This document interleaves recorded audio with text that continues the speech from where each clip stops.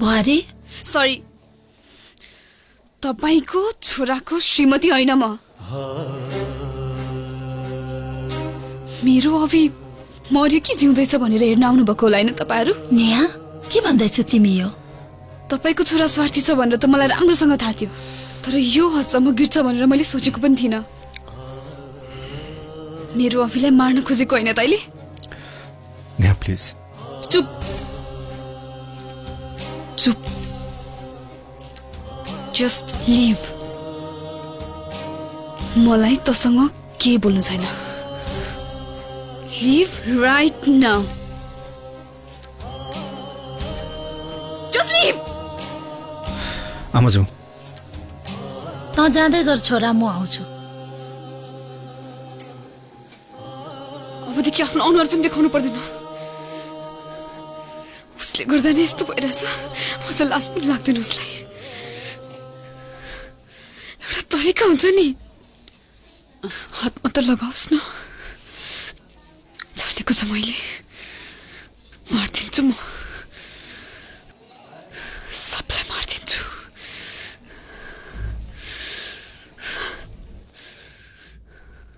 नेहा मूर्खको औषधि हुँदैन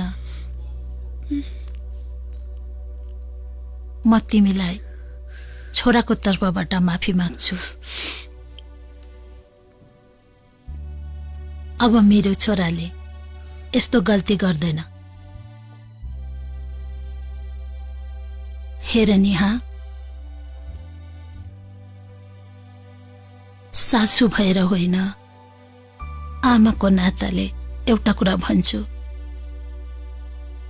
तिमीले जहाँ माया पाउँदैनौ त्यहाँ जबरजस्ती माया नखोज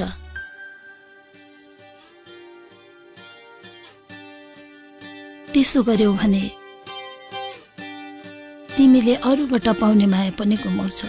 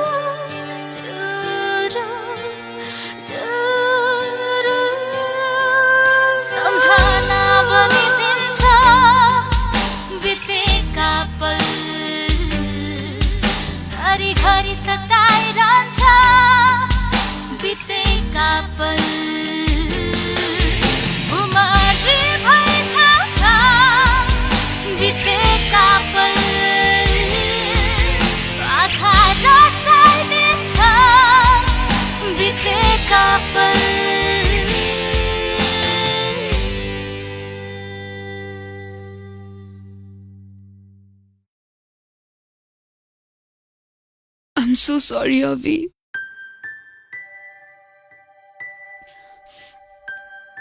यो सबै मैले गर्दाखेरि नै भएको Avi, please forgive me.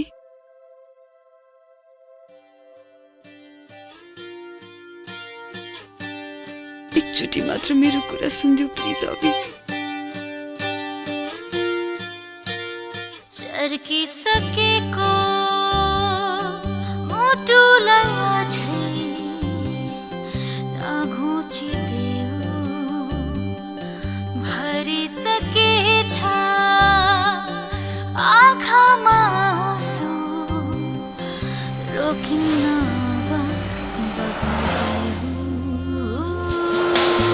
सम्झना बनिदिन्छ बितेका पल घरी सताइरहन्छ बितेका पल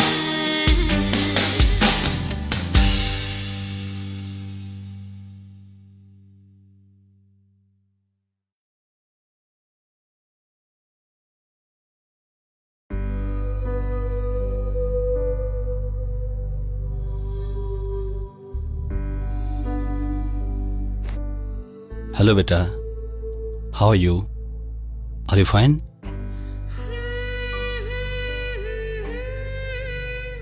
जुवा साहबले फोन गर्नुभएको थियो रायन बाबु त्यस्तो नराम्रो मान्छे होइन।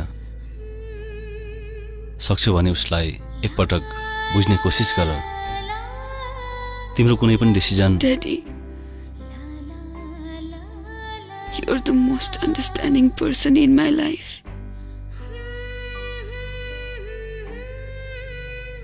Best father one can ever have.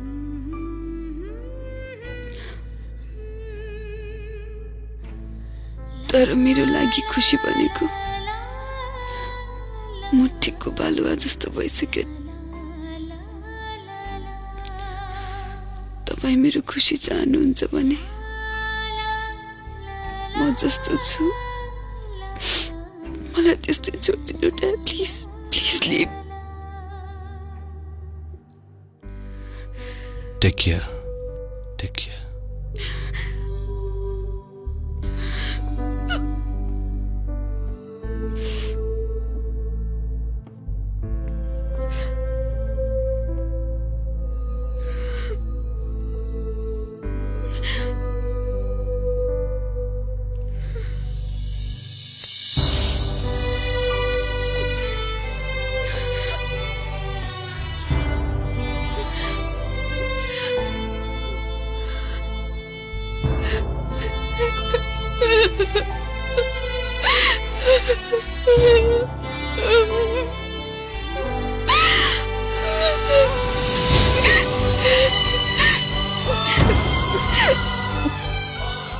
I'm so sorry, Dad.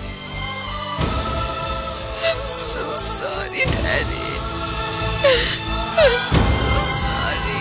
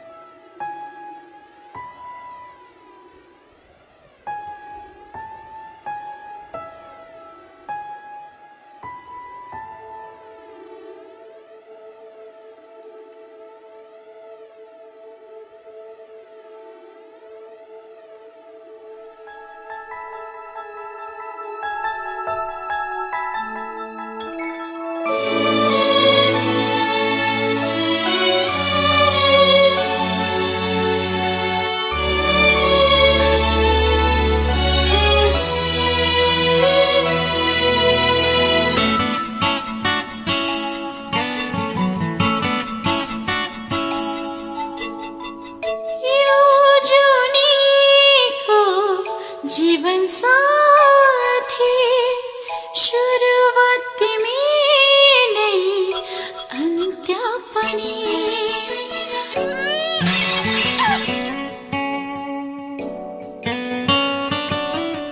Divorce पेपरमा साइन गर्नुको लागि भोलि नै मसँग दार्जिलिङ हिँडिनुहोस् भने म तँलाई पुलिस केस गरिदिन्छु।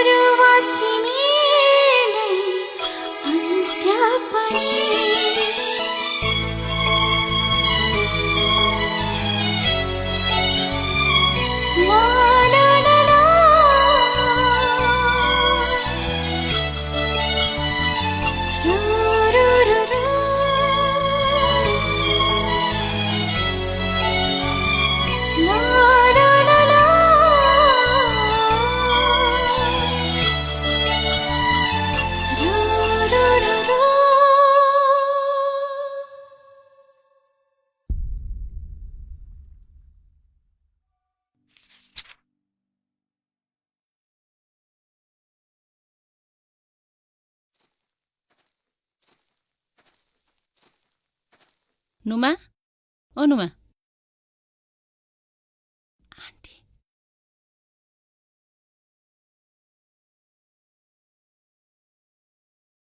नेहा कस्तो छ तिमीलाई अहिले नेहा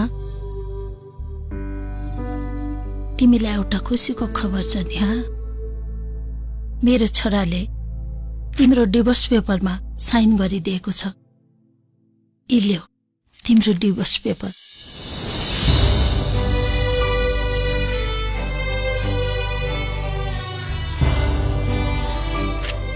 खरसाङमा बनाएको नयाँ घर तिम्रो नाममा गरिदिएका छौ यहाँ छ तिम्रो प्रपर्टीको कागज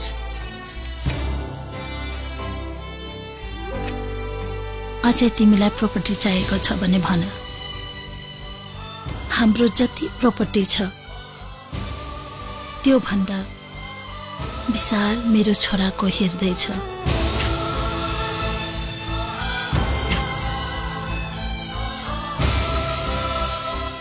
तिमी जहाँ जुन घरमा गए तापनि घर राम्रोसँग बसाउनु र सधैँ खुसी बस्नु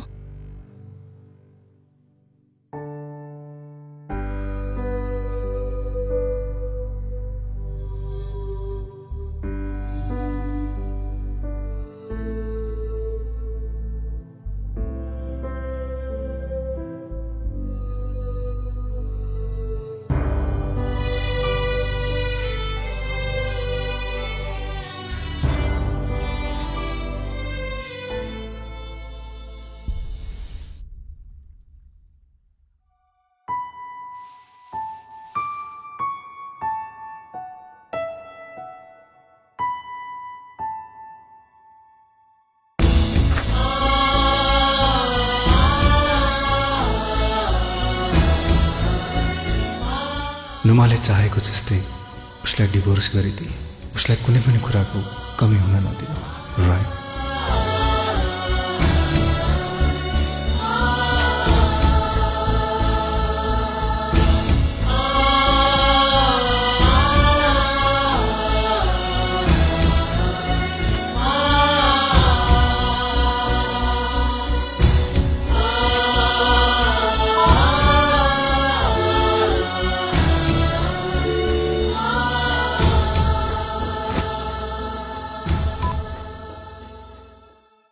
नुमा नुमा तिमीले गलत गर्यौ यार किन यस्तो गरेको मैले तिमीलाई बारम्बार भनेको थिएँ त किन रायनलाई डिभोर्स दिएको किन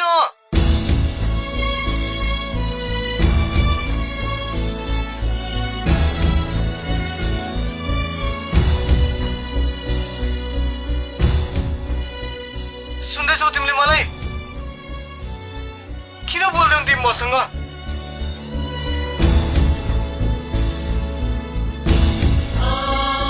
हेलो हेलो केही त बोल यार कस्तो चुप लाएर बसेको तिमीले लाइफमा यस्तो ठुलो मिस्टेक गरेछौ नि तिमीलाई त कहिले पनि एक्सक्युज गर्दिनँ म तिम्रो कारणले 3 जनाको लाइफ बर्बाद भएको छ यहाँ हेलो हेलो नबोल्ने हो मसँग ल पख म त्यही आएर कुरा गर्छु तिमीसँग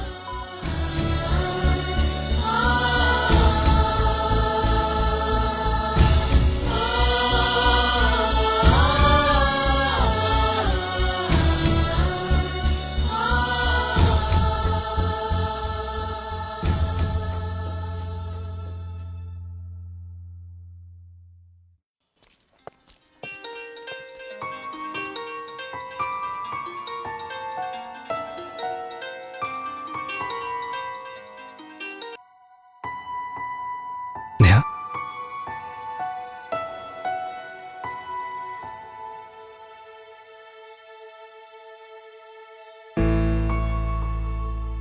रायन जाने बेला मलाई नभेटी जान्छौ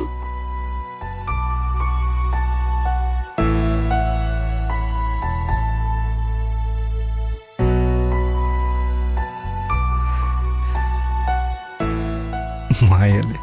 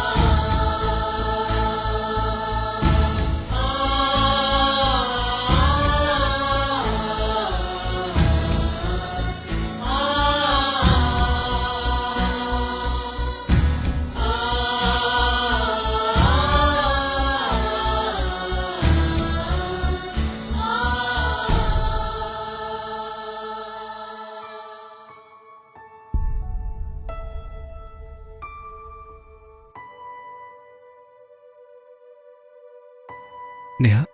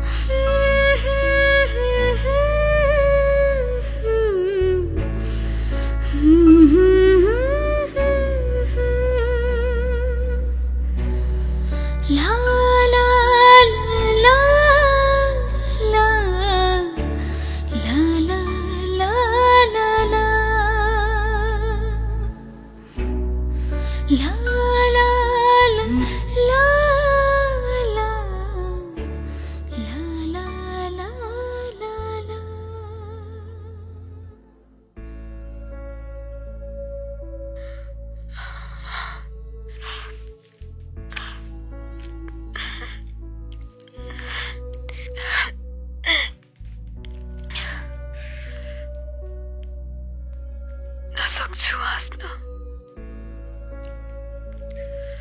नसक्छु रुन, नसक्छु केही गर्न। जानी नजानी गरे चोखो मायामा छ सम्झनामा आइरहन्छ बितेका पल सायद यो मेसेज हेर्ने बेलासम्ममा म यो संसारमा हुँदिन होला तर मलाई कसैसँग केही गुनासो छैन जाँदा जाँदै यति भन्छु सायद मलाई कसैले बुझ्न जानेन या त मैले कसैलाई बुझ्न सकिन होला गल्ती मेरै हो त्यसैले सजाय पनि मैले नै पाउनु पर्छ मसँग बिताएका हरेक पलहरूलाई बितेका पल नबनाउनु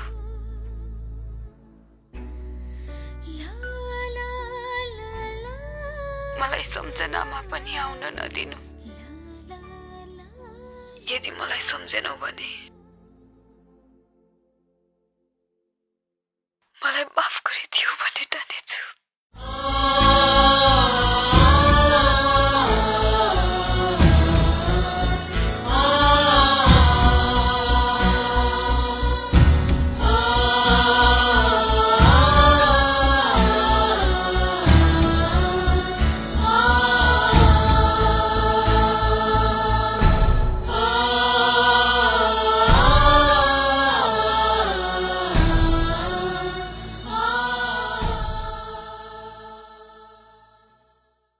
यो मेरो कथा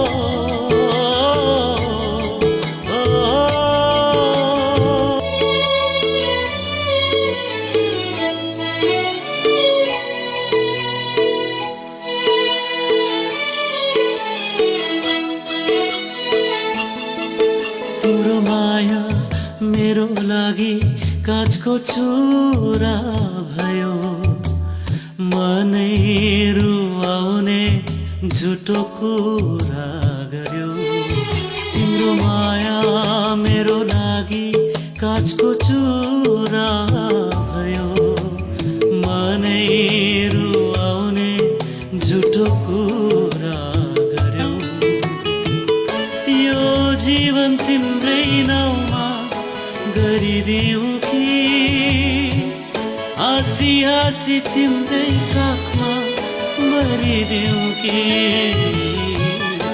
यो जीवन तिम्रै नाउँमा गरिदिऊ कि हाँसी हाँसी तिम्रै मरिदिऊ कि यो जुनीको जीवन साथी सुरुवात तिमी नै अन्त्य पनि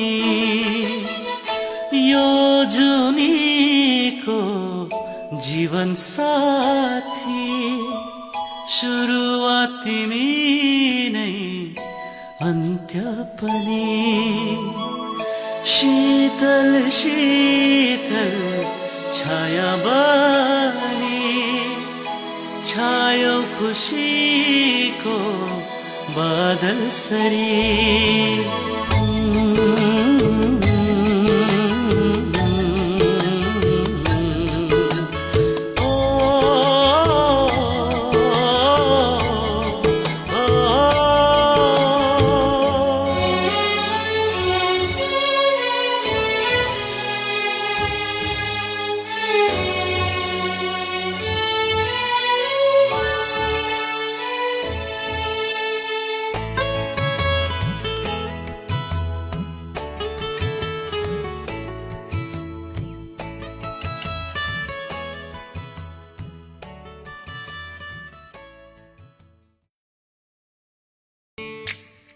जब साँझ पर्छ तिम्रो याद बढ्छ किन यस्तो हुन्छ मलाई मध्यरातमा पनि मेरो अङ्गालोले किन खोजिरहन्छ तिमीलाई